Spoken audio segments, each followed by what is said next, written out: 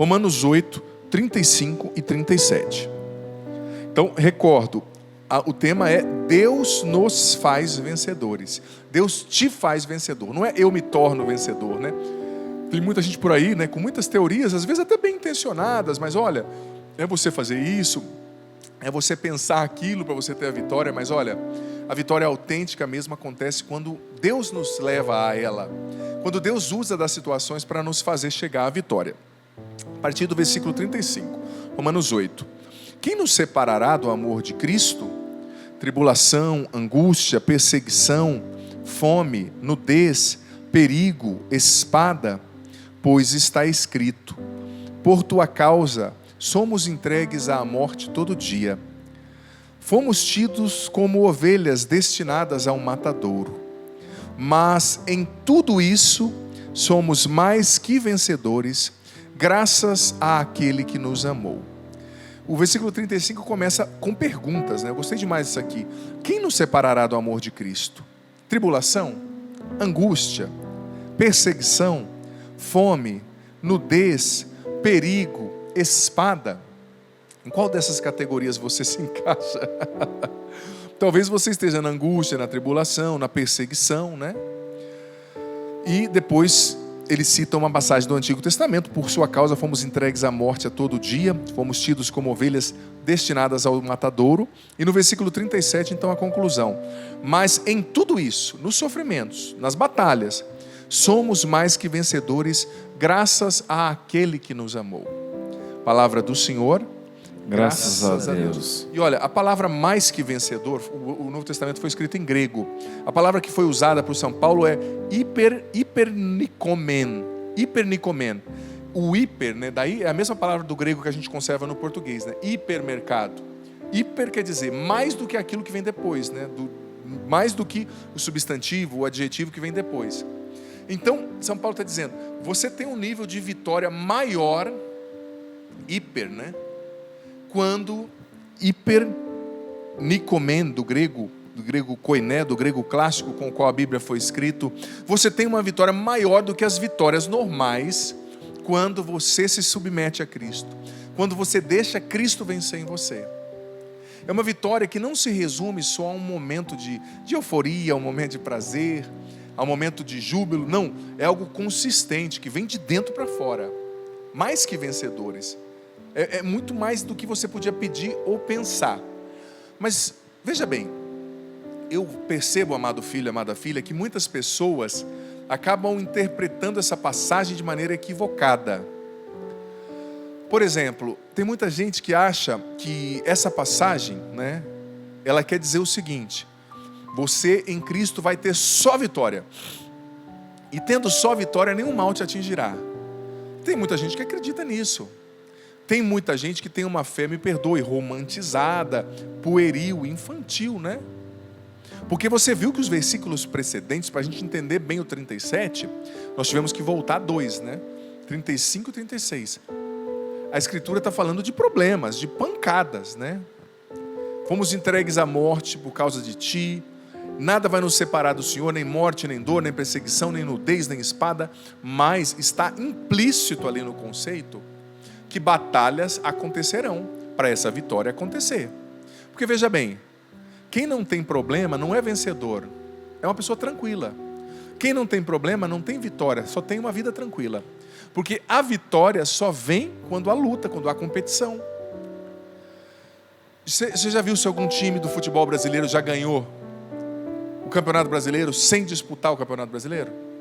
Não existe. Algum lutador já lutou, já ganhou, o cinturão do peso pena ou dos pesos pesados no mundo do boxe sem entrar no ringue? Não. A vitória é consequência da luta. Quem não luta não alcança a vitória. Então, Jesus está dizendo, em meio às suas lutas, em meio às suas batalhas, submeta-se a mim, e eu te farei mais que vencedor. Em meio às batalhas que talvez já tenham tomado lugar na sua vida, não é? Já estejam acontecendo. A gente tem uma mania estranha às vezes, uma fé, como eu disse, muito pouco sofisticada, que faz a gente acreditar que quando a gente está sofrendo, tem algo errado na fé. Ou que quando a gente está sofrendo, tendo uma depressão, uma ansiedade, a gente não tem fé o bastante, ou Deus não se agrada de nós. Ao contrário, sabe? Deus permite certas situações para, através das situações, nos dar a vitória.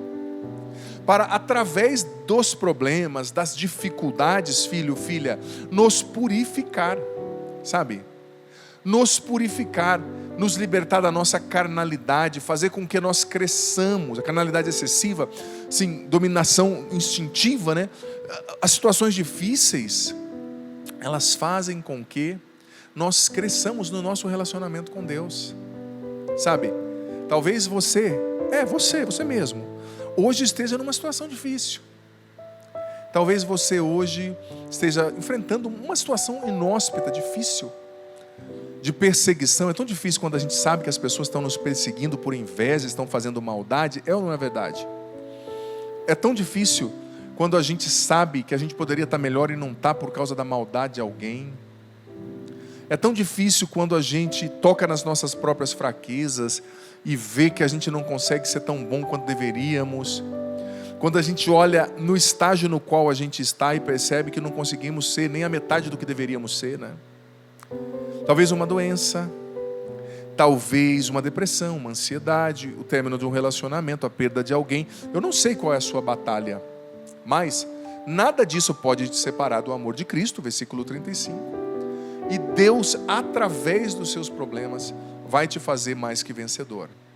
Quando você olha, filho, filha, para os vencedores da Bíblia, os grandes vencedores, as grandes vencedoras, por exemplo, José do Egito, bem-sucedido, vice-governador do Egito, braço direito do faraó.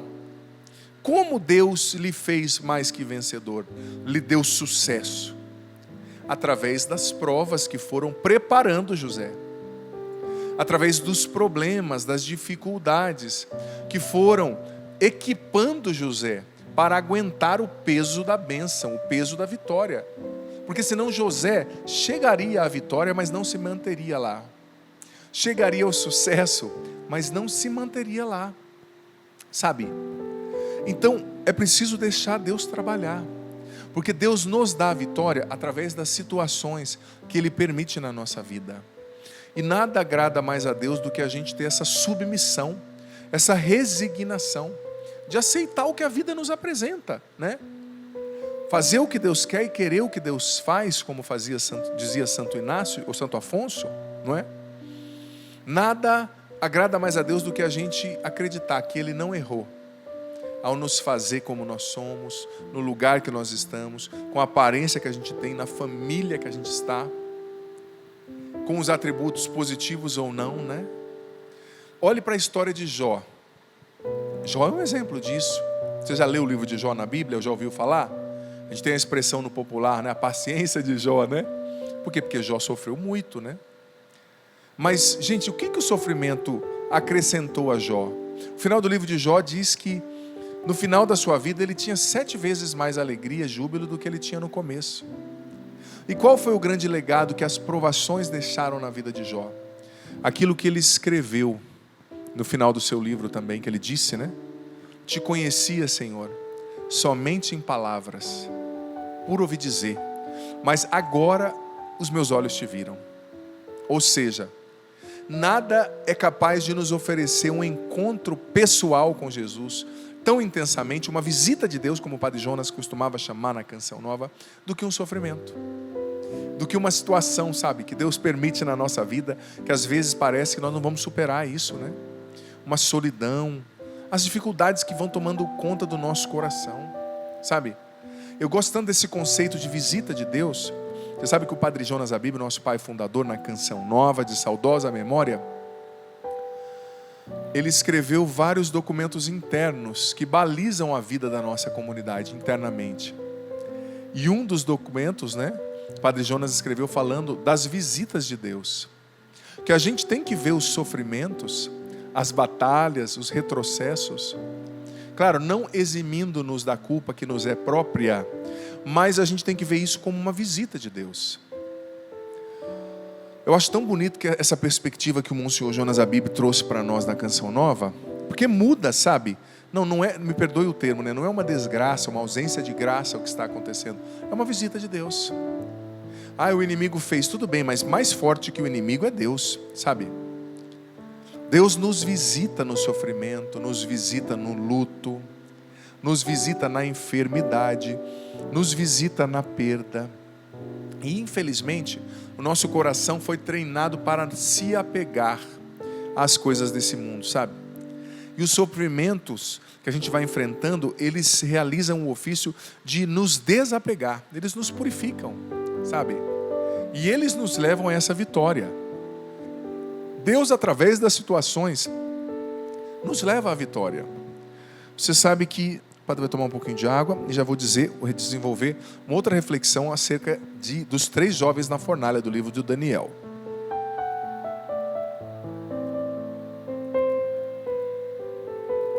Eu não sei se você já ouviu essa passagem dos 3 jovens na fornalha do livro de Daniel. Esses 3 jovens eram judeus, vivendo na Babilônia como escravos no exílio.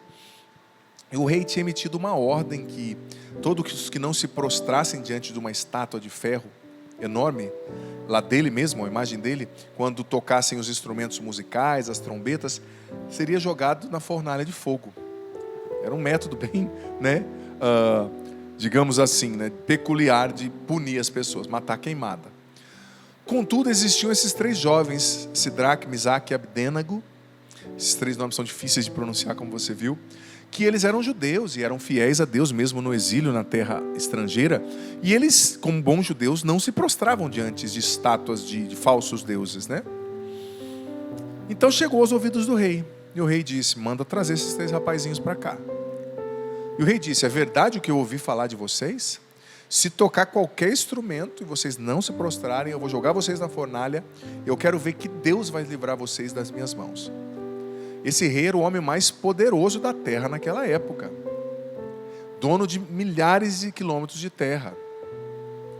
Mas os 3 jovens, sabe, com a ousadia própria da juventude, com uma fé vivaz, disseram, olha, fica sabendo, rei. Se quiser nos jogar, pode jogar. Se Deus nos livrar, bem. Mas se Ele não nos livrar, a gente aceita morrer por Ele. Mas nós não vamos adorar essa estátua. Diz a Bíblia que a ira do rei se inflamou, que alterou-se as expressões do seu rosto, no livro do profeta Daniel. E ele pediu para aquecer 7 vezes mais a fornalha. 7 vezes mais. E que os servos jogassem os 3 meninos lá. Olha só. A dificuldade. Esses meninos receberam como paga pela sua fidelidade uma sentença de morte. Uma situação difícil, né? A vida colocou-os em uma situação difícil. Quantas não são as fornalhas de fogo que não existem na minha e na sua vida? É ou não é verdade? Talvez você esteja dentro de uma no seu casamento. Você está brigando com a sua esposa. Você está cansado dela, ela está cansado de você. É conta para pagar. É pesado educar os filhos, eu sei. Talvez o teu marido abusando, né?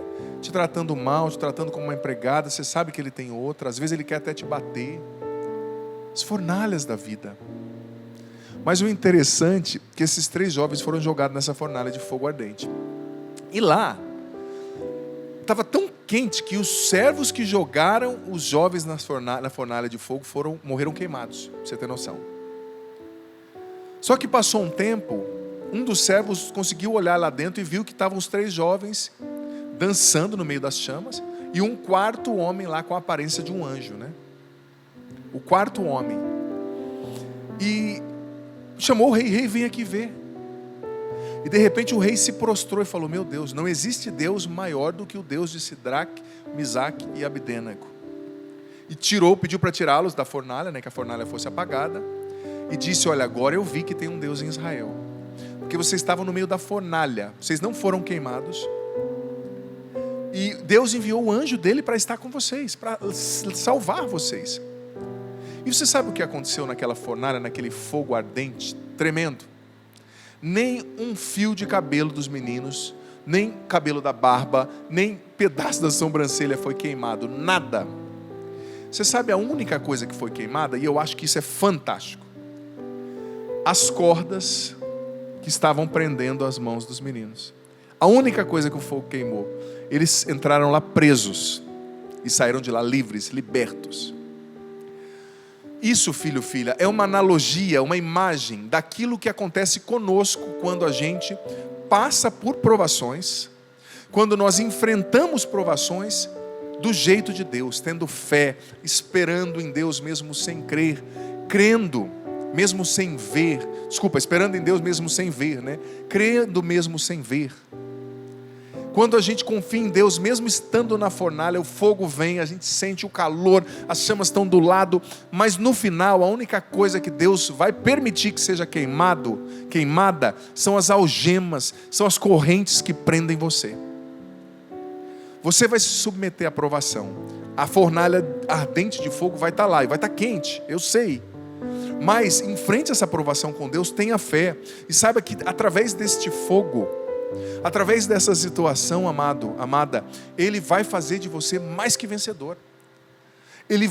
Esse fogo, ele não vai consumir o seu cabelo nem a sua pele, tá? É uma metáfora. Essa passagem é fantástica, porque ela nos revela como é a dinâmica das provações. Não vai consumir você, vai consumir, olha só, a corrente que prende, a amarra. Os jovens entraram na fornalha, sabe? Entraram na fornalha presos e saíram livres, libertos.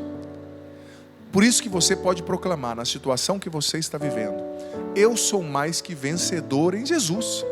Proclama, porque Deus vai usar e está usando das suas lutas de hoje, das suas esperas de hoje, das fornalhas de hoje, para trabalhar em você, para queimar o que te prende, sinônimo aqui das correntes, dos panos que prendiam os meninos, né? E para fazer você sair melhor. As provações nos purificam, nos tornam mais parecidos com Jesus. E como nós precisamos delas, sabe? Como nós precisamos das provações. Deus, através dela, nos coloca no caminho da vitória, porque elas fazem com que o nosso caráter se desenvolva, seja mais polido, que as nossas virtudes se solidifiquem, que a nossa fé se robusteça. Então não desanima diante daquilo que ainda não aconteceu, não desanima diante do tempo da espera. Deus te ama, Ele está com você e nele você é mais que vencedor. Esteja você na fornalha, no deserto ou não. Repita depois do padre, vou pedir para Samuel repetir depois do padre. Eu sou mais que vencedor. Sou mais que vencedor. Em nome de Jesus. Em nome de Jesus. E eu não vou deixar. A minha fé esmorecer. Eu não vou permitir. Que os meus problemas me abatam. Porque eu creio. Que Deus está trabalhando em meu favor. Nada é impossível para Ele. E nele eu conquisto a vitória. Sou mais que vencedor. Sou combatente. Vitorioso em Jesus Cristo. Amém.